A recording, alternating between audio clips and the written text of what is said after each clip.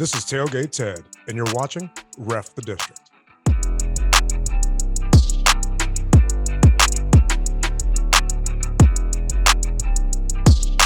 Greetings and salutations. Welcome to Ref the District. This is our After the Whistle programming where we go beyond the sports. And today's guest might not need an introduction for our Commanders fans because it is none other than the executive chef of the Hale Barbecue Crew, inducted into the Pro Football Ultimate Fan Association in 2014 and also inducted into Tailgating Hall of Fame in 2016. It is none other than Tailgate Ted. Welcome to Ref the District. Thank you for joining us here today on After the Whistle.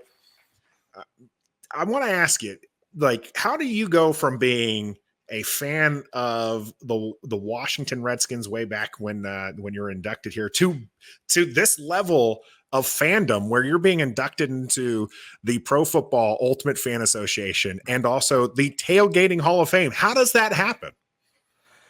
I'd say a little bit of luck, a lot of wasted money on football games, and some blood, sweat, and tears along the way, throwing I don't know how many tailgates and feeding how many thousands of people out at FedEx Field.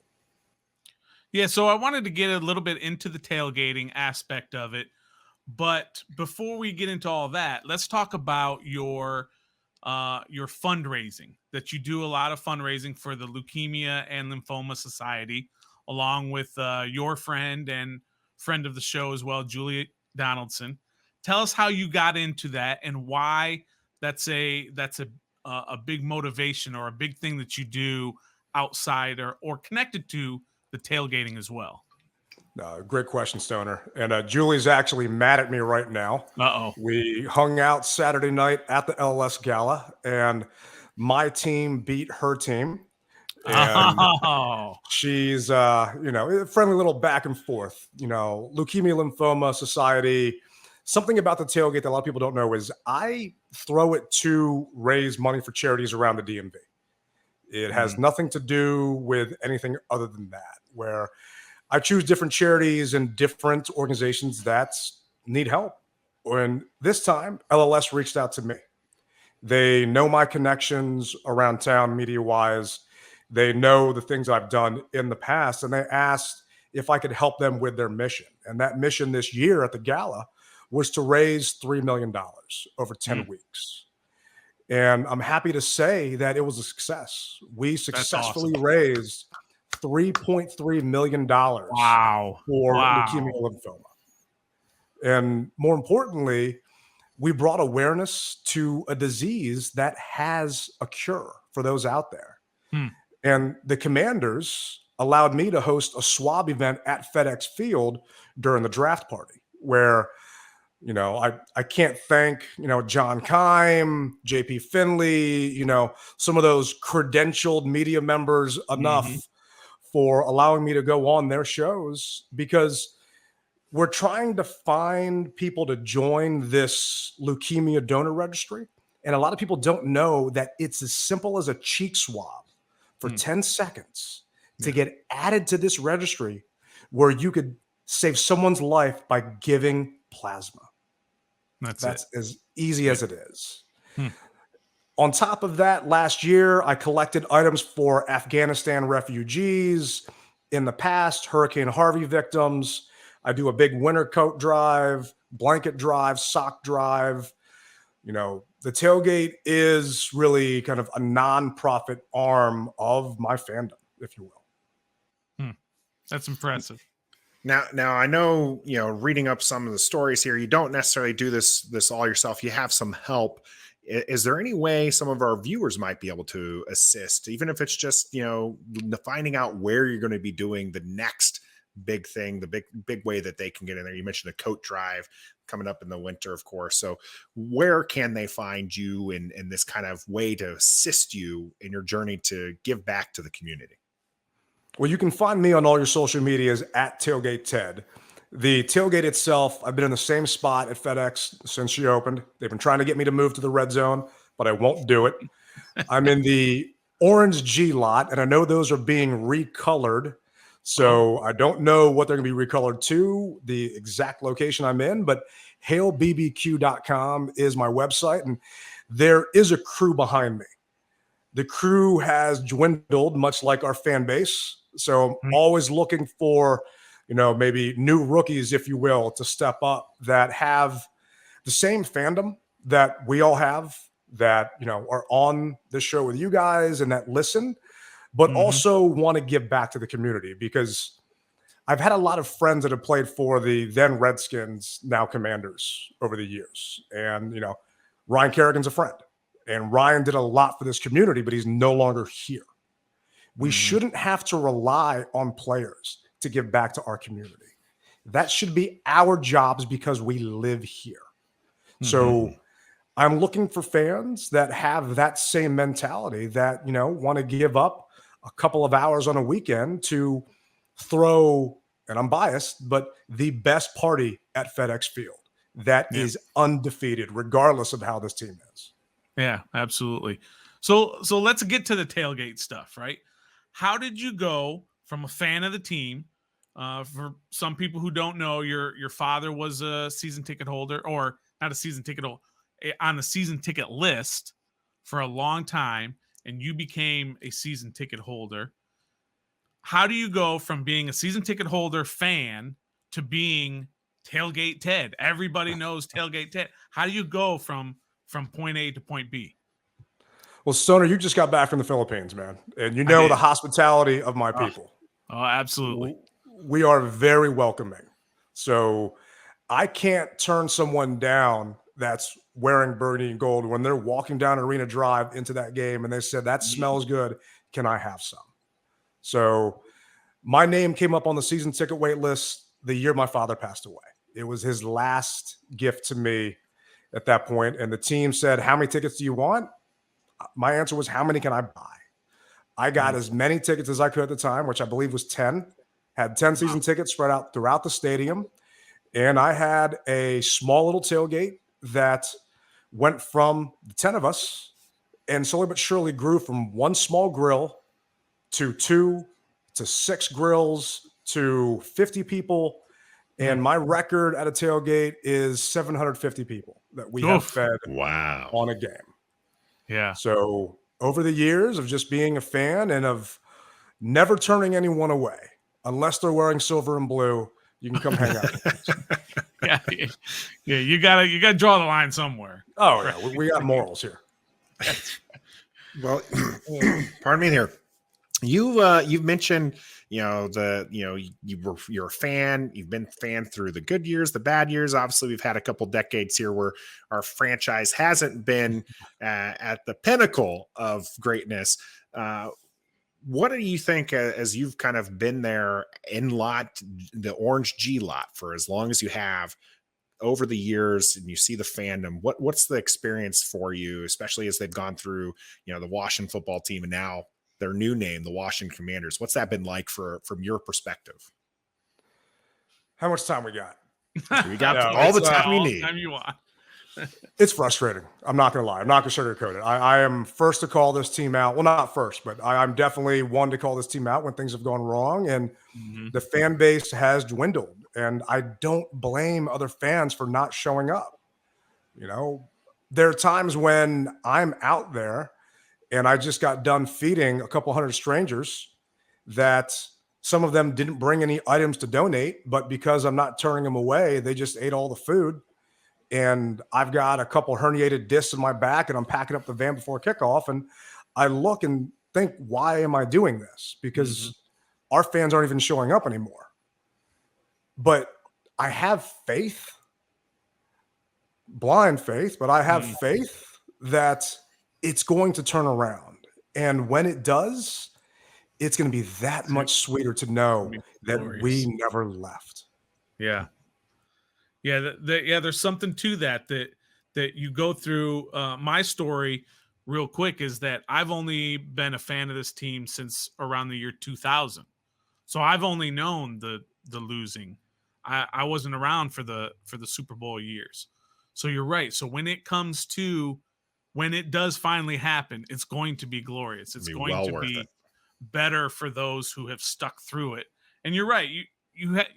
We criticize this team when things go bad because that's what you do when you're a fan. So it's not that big of a deal. But I want to get you dropped the name Ryan Kerrigan. In your phone right now, who is the most famous person that you have in your phone? Not named Ryan Kerrigan. I guess it just depends on, what your cup of tea is. I mean, I could probably reach out to Joe Theismann right now. Wow. Brian Mitchell. I mean, I've been doing a lot of charity work for this team over the years. I've been a fan of this team over the years. Brian, he signed a Redskins helmet for me for the Leukemia Lymphoma charity auction. And Brian said one thing to me and said, your family, whatever you need, I'll do, no problem. And to hear that from someone that you watched growing up as a kid, that you can now call a friend. And there's a saying that says, don't get close to your heroes. That couldn't be more incorrect when I talk about some of these gentlemen that I've gotten to know over the years. Like Doc Walker, is a good buddy that, I can sit there and listen to Doc talk for hours. Yeah. I'll probably run through a wall before he's done speaking, and I'll do it again in a heartbeat for that man because, I saw him as a hog, and I've got to know him even more so as a person behind the scenes, that it's just something that we don't get to do really as fans, but the tailgating aspect, the charity aspect has allowed me to do. Well, you mentioned, your biggest tailgate was 750 people, but what is the most memorable tailgate story you can share here? Most memorable. Might not be the most PC right now because of the news, but all of a sudden a tour bus pulls up.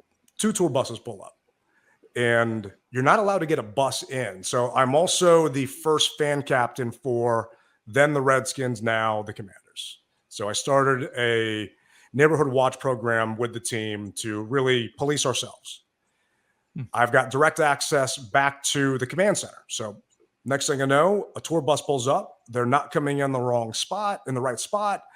I'm getting ready to text them to let them know, hey, you might want to send someone out here to take care of this. Mark Rippon walks up with 2 busfuls of people, said, we heard that this was the place to come hang out. Wow. So you're supposed to register so I know how much food to buy.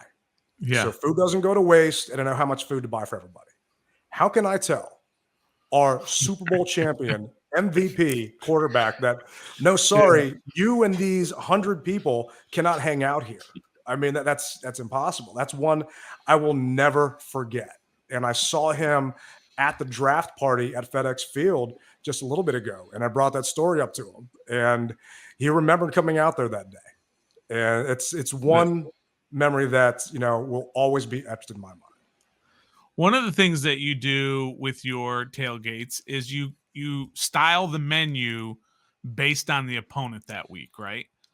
So upcoming week 1, home game, you've got Jacksonville. I'm from Jacksonville.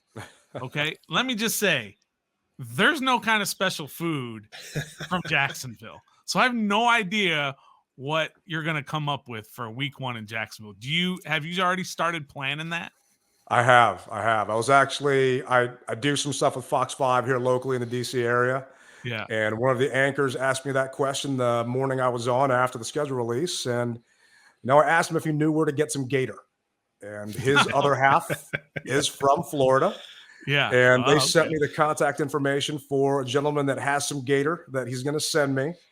So that's going to be one of the items on the menu.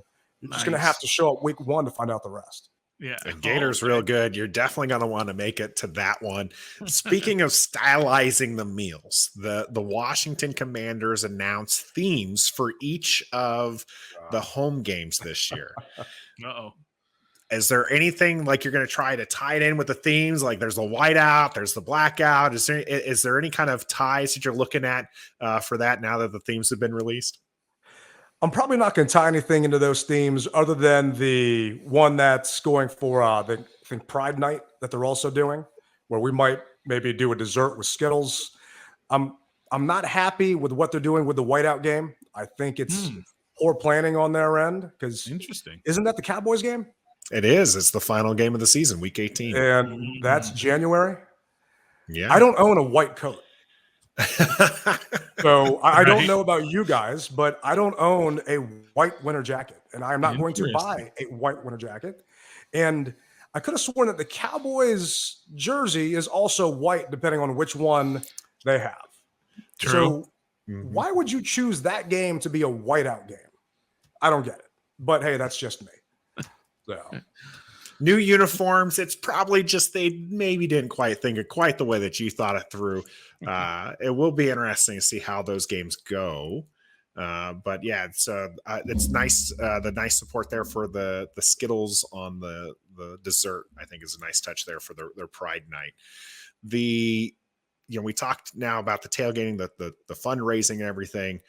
When you get into the games, which has been your favorite game? You've been to them all since 2001, right? That's when your season ticket started. What's been your favorite game that you've attended? I'd have to say the game to beat the Cowboys for NFC East, Cooley's 3-touchdown game. I mean, that was the loudest I have heard FedEx Field ever. And it's something that I hope we can get back to. But yeah, I'd have to say that game because we dominated them just from whistle to triple zeros. There was nothing they could do to stop us. Well, all right, here's a question for you. So I'm Jason Wright. I'm calling you on the phone. I say, hey, Tailgate, we don't know where to put the stadium. Where tell me where to put the stadium to make it easiest for you and your tailgating machine that you put together. Where are you putting the stadium? So Jason and I do go back and forth, and we have each other's numbers, and I have sent him text messages, and I have sent him Waze screenshots of where it should not go. And that being Woodbridge, Virginia. I grew up there. Sure. So I'm not trying to knock Woodbridge. I've got family that lives there. You know, it's a nice location. And I don't want this to be about my tailgate. I want this to be about fans and what's going to be easier for fans to get to and what's going to make the most sense. And to me, knowing that DC is not an option because Congress is suck on stupid, it should go to Landover. They are dedicating $400 million to fix the infrastructure. They're going to put the stadium, I think it's 3/4 of a mile away from the metro. The developers that built One Loudoun are dedicating $1 billion to developing the same type of complex out there. So the FedEx that we all know now, that we all loathe now, will not be the same FedEx come 2027, 2028. Because this is happening. This transformation is happening regardless of a stadium being there. So imagine how glorious it would be for us if the stadium was there once this came down. And to add to that, and not to make this a Bash Schneider session, but Dan has not built a successful football team since he has owned it.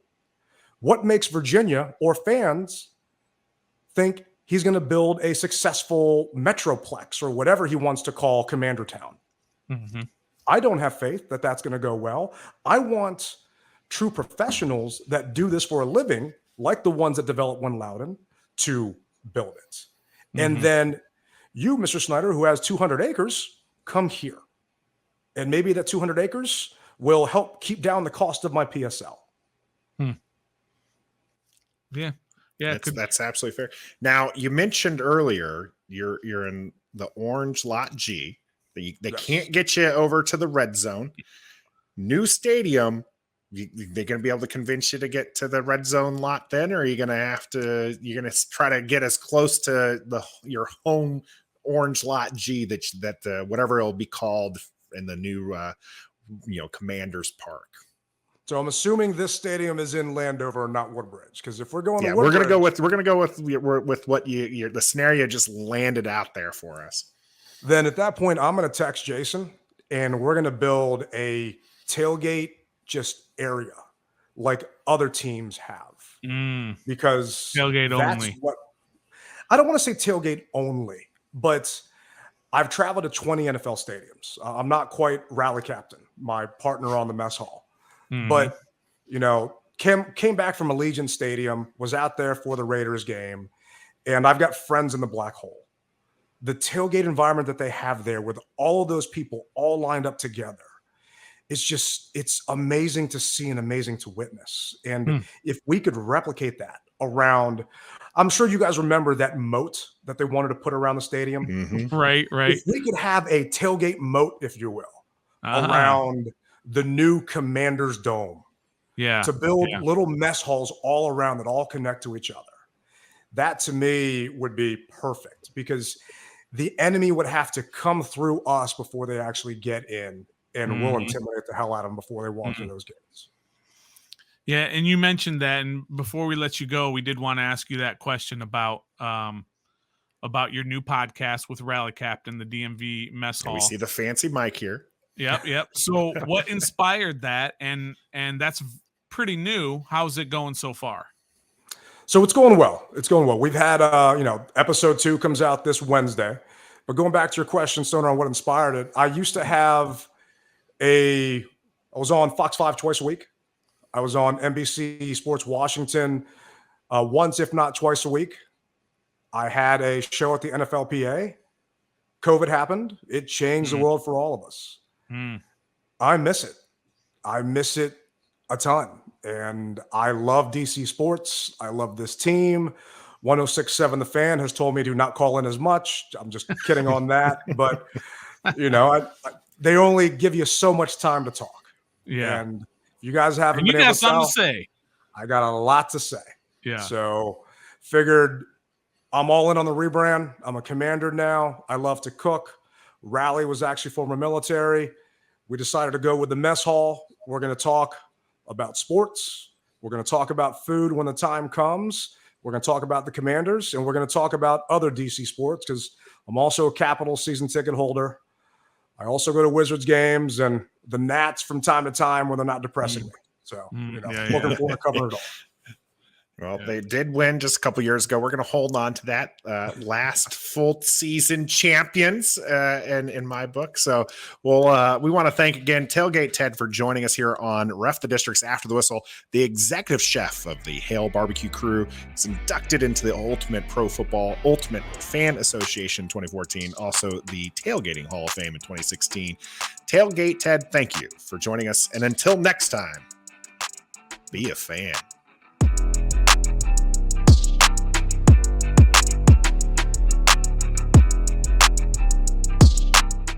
Hey, it's your boy, the Stoner on Ref the District. If you get a chance, check out some of our other stuff here that you see there.